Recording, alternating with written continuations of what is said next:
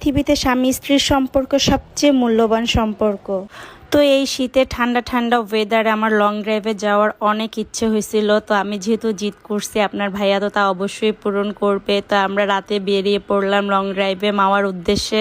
তো যাই হোক গাইস, এখানে এসে সি ফুড আইটেম পেয়ে গেলাম। সি ফুড পেয়ে তো আমার মনটা এমনিতেই খুশিতে নেচে উঠলো, কারণ আমি হলাম অরিজিনাল একজন সি ফুড লাভার। তো প্রায় সময় আমার সি ফুড খাওয়ার অনেক ক্রেভিং হয়। তো আজকে ভাগ্য ভালো, এখানে এসে পেয়ে গেছি। তো নিজের হাতেই মাছ ভাজা শুরু করে দিলাম। আপনাদের ভাইয়াকে বলতেছিলাম যে আমি আজকে শুধুই সি ফুড খাবো, অন্য কিচ্ছু খাবো না।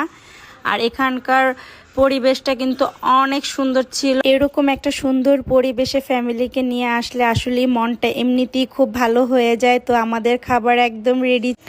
তো আপনাদের ভাইয়া তো বরাবরের মতোই ভর্তা লাভার, আপনারা সবাই জানেন তার ভর্তা হইলে আর কিছুই লাগে না। তা ঘরে কিংবা বাহিরে কিন্তু আপনাদের ভাই আমার হাতে একটু হলেও খাবে। আসলে গাইস, সি ফুডটা অনেক মজা ছিল, অনেক ইয়াম্মি ছিল, আর একটা ক্রাঞ্চিনেস ছিল, আর অনেক ফ্রেশ ছিল সি ফুডটা। তো গাইস, আমরা মাওঘাটে রূপালী ইলিশ রেস্টুরেন্টে খেতে চলে আসছি। এখানকার ভর্তাটা কিন্তু অনেক মজা, আর ইলিশটা কিন্তু সত্যি পদ্মার অনেক টেস্টি, একদম ইয়াম্মি। আর আমার সেই ছোট্ট মাটা, সে তো বাবা মার সাথে এসে অনেক হ্যাপি। সবাই ওর জন্য দোয়া করবেন।